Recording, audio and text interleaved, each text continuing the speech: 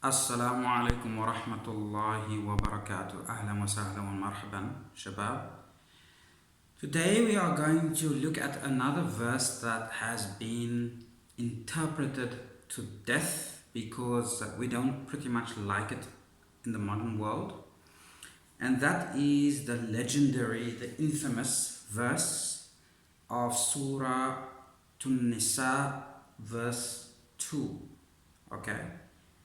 And we tend to, or the interpreters tend to quote this verse in isolation, and then they draw certain conclusions from this verse, of which they later, of course, conclude that in Islam, monogamy is the ideal, and that polygyny is only to apply in exceptional circumstances such as war. Okay? And they do have a case that they make for that and an argument. Okay? And so we are going to look at it first. So, A'udhu Billahi Minash Shaitanir Rajeem, Bismillahir Rahmanir Rahim. So the first verse of Surah An-Nisa says, and I'm going to just, for brevity, because we're going to be going back and forth, I'm going to only read the translations. Okay? It says, O mankind, fear your Lord who created you from one soul and created from it its mate and dispersed from both of them many men and women. And fear Allah through whom you ask one another and the wombs. Indeed Allah is ever over you an observer. That is the first verse. Then it goes on and it says, and give to the orphans their properties, and do not substitute the defective of your own for the good of theirs. And do not consume their properties into your own. Indeed, that is ever a great sin.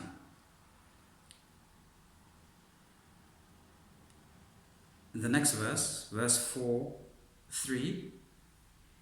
And if you fear that you will not deal justly with the orphan girls, then marry those that please you of women, 2 or 3 or 4.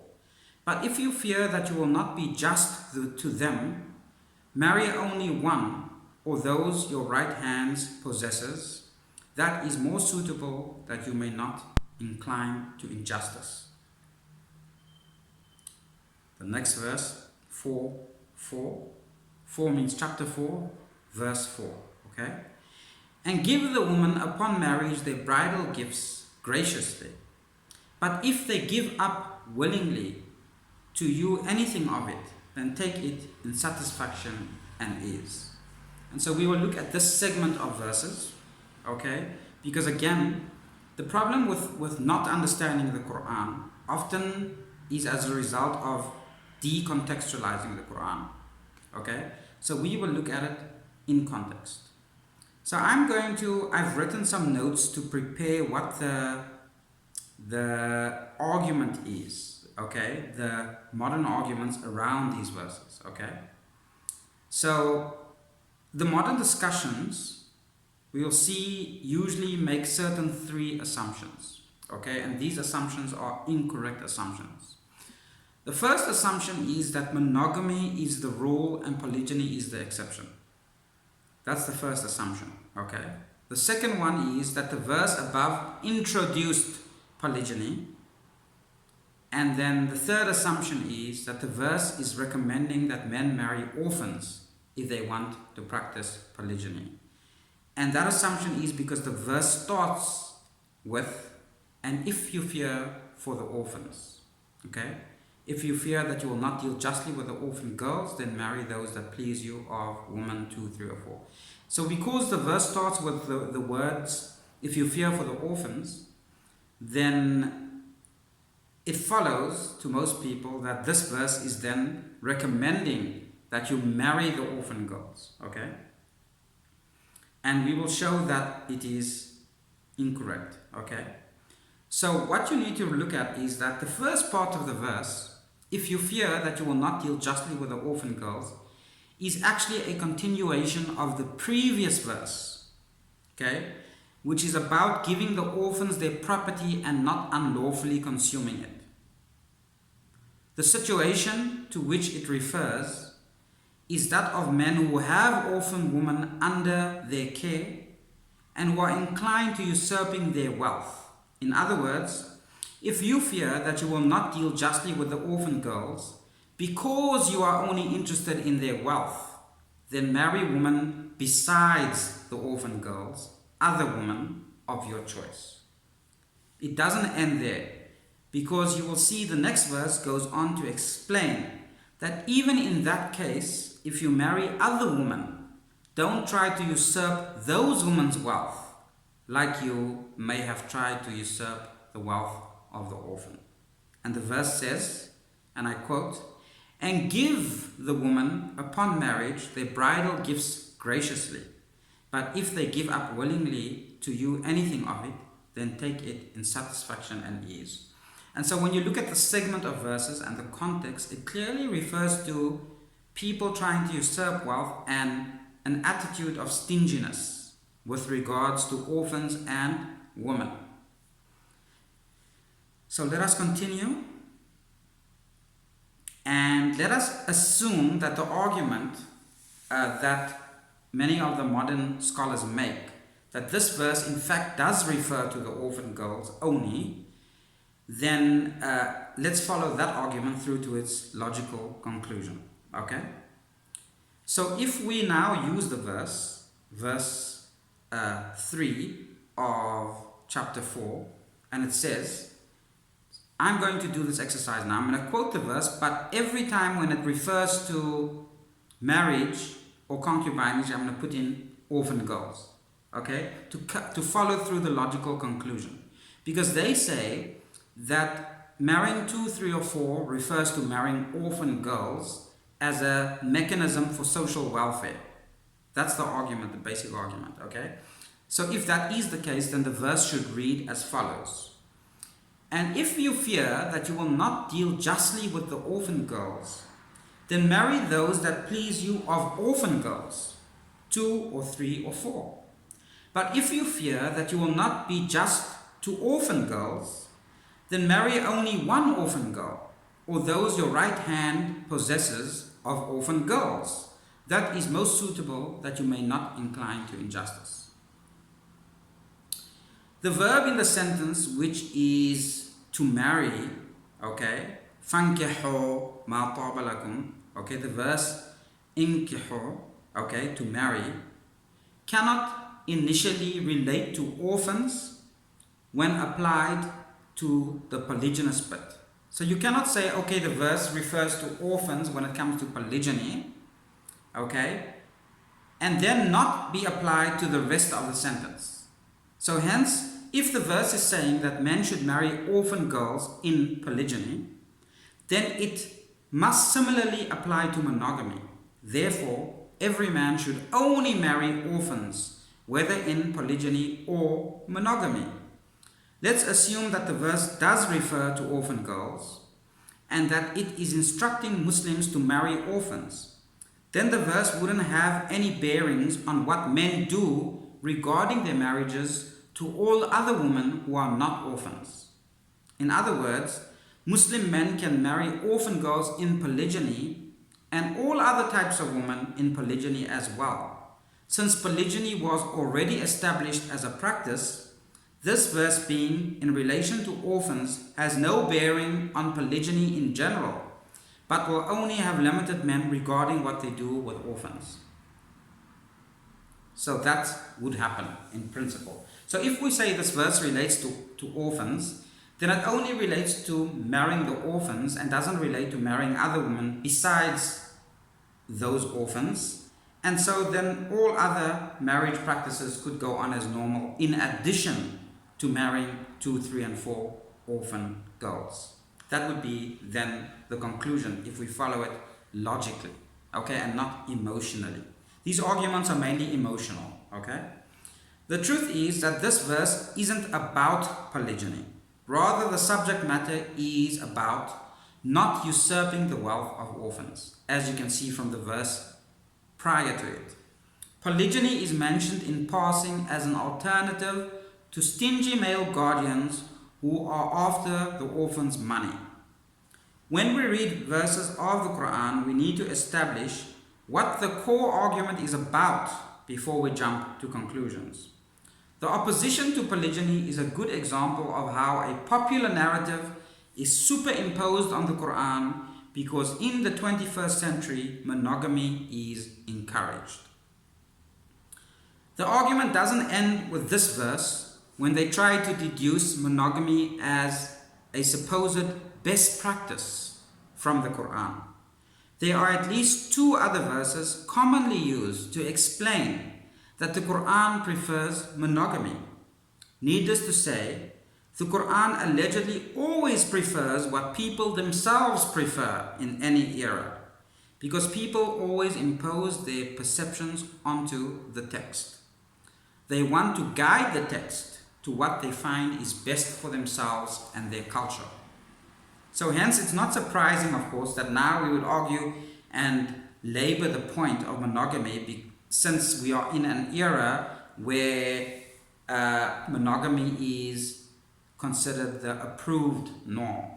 So obviously, therefore, the religion must also say that, right, for people who are that way inclined. So let us look at the verse that they use to justify this argument, the other verse. So also in chapter 4, verse 129, and I quote, "You will never be able to treat your wives with equal fairness, however much you may desire to do so. But do not ignore one wife altogether, leaving her suspended between marriage and divorce.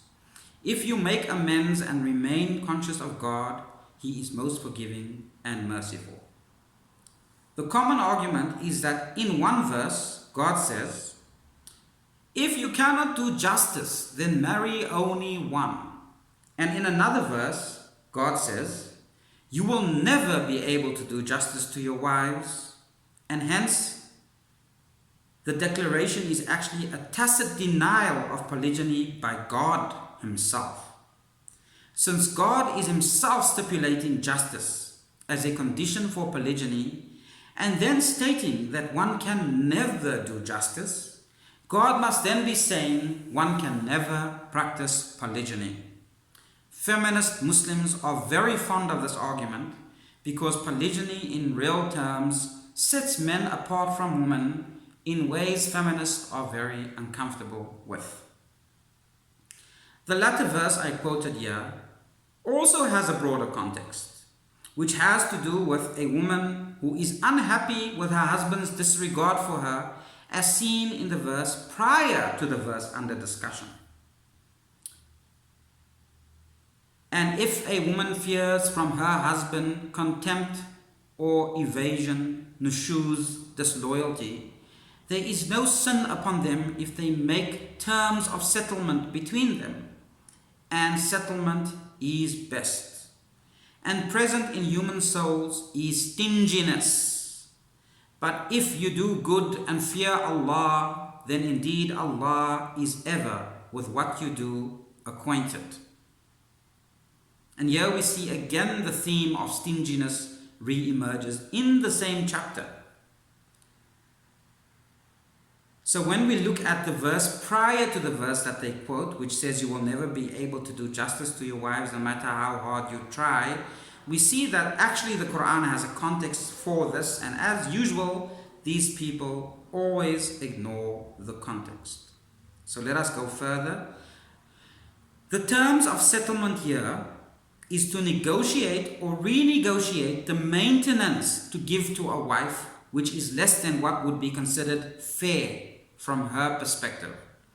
This verse is regarding the fear of unjust treatment from the woman's perspective, which can be dismissed by agreeing to terms that might seem fairer to her, or less fair, but will result in him not divorcing her. However, failing to come to terms in that regard, or having come to a financial agreement, the next verse continues. You will never be able to treat your wives with equal fairness, however much you may desire to do so. But do not ignore one wife altogether, leaving her suspended between marriage and divorce.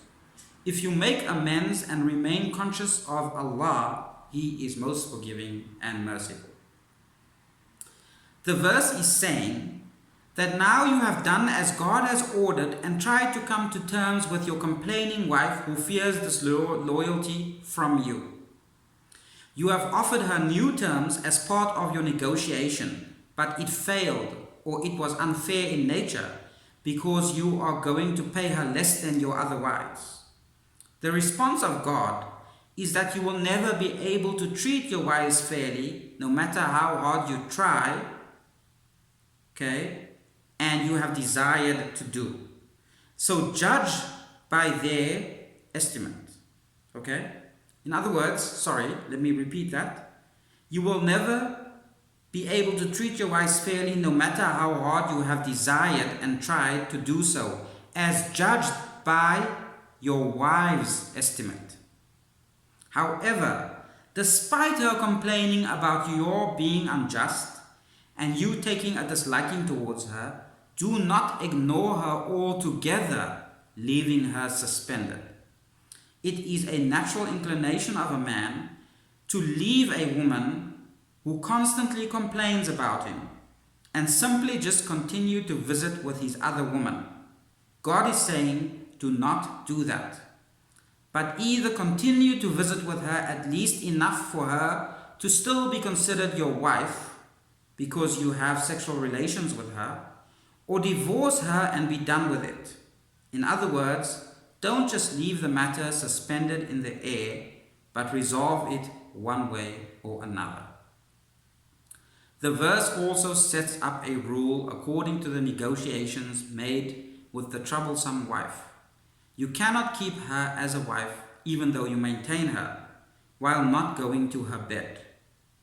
Verse 128 is implicitly talking about material maintenance, whereas verse 129 is implicitly talking about suspending time with your wife.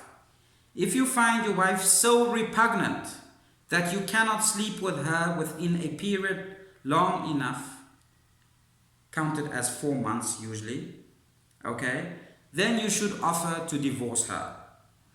If she is of an age that she no longer desires sex and can hold to the limits of God regarding marriage, even without sex, she can herself offer to remain in the marriage.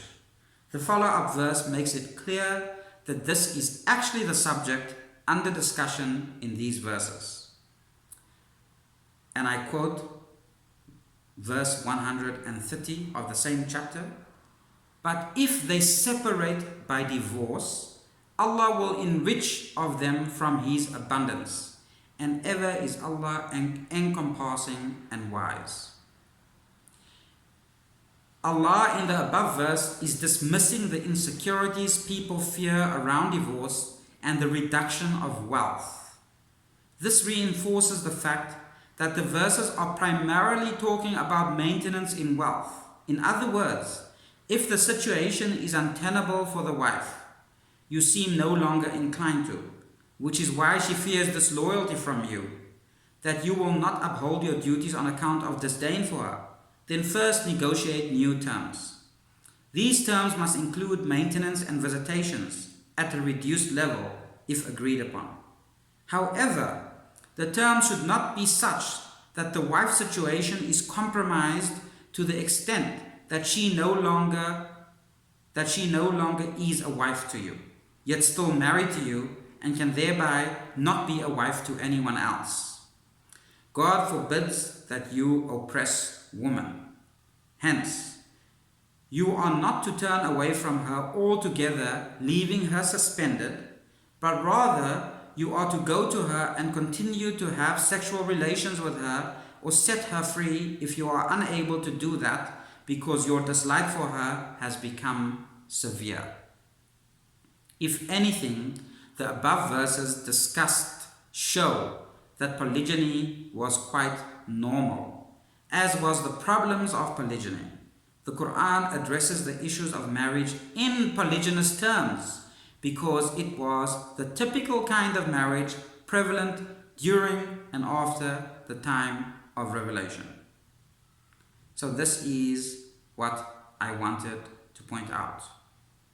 And so as you can see, the arguments that are made against polygyny using the Quran are on account of taking verses out of context, okay, and cut and paste, and then saying that this is therefore what it means, and being too lazy or unwilling, okay. Sometimes it's not too lazy, sometimes it's deliberate obfuscation. Some of these people are quite intelligent and have themselves studied the Quran, but unwilling to look at the Quran in its actual context, okay.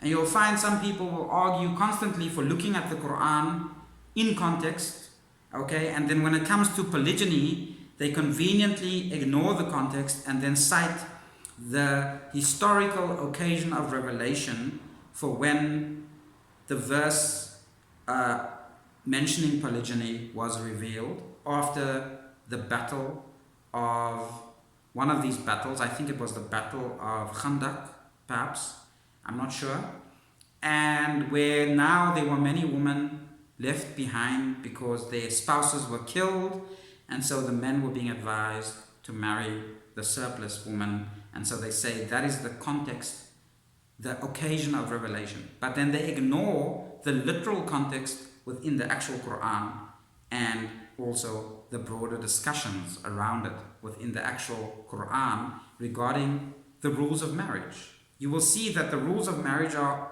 almost entirely mentioned within pluralistic terms, meaning from the perspective of the man having multiple women. So I think that's where I'll end the discussion. And if you feel that you want to do some further reading, all these verses I quoted are from Surah Nisa, so you can read the whole chapter and look at marriage broadly in terms of the context of the Quran to get the bigger picture of the various nuanced approaches to marriage that the Quran has. And you will notice that it is rarely, very rarely, in monogamous terms. Thank you very much.